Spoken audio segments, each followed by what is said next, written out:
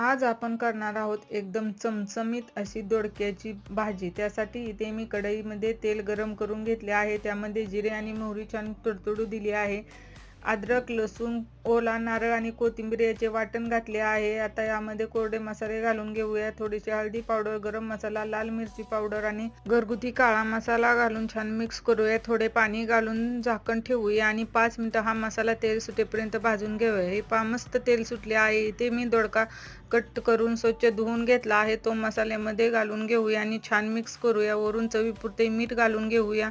झाकण ठेवूया आणि 5 मिनिटं हा दोडका असाच मसाल्यामध्ये वाफवून घेऊया, म्हणजे मसाल्याचा फ्लेवर दोडक्यामध्ये उतरेल. हे पहा मस्त वाफ निघली आहे. आता दोडका शिजायपुरते पाणी घालून घेऊया. झाकण ठेवूया आणि हा दोडका शिजवून घेऊया.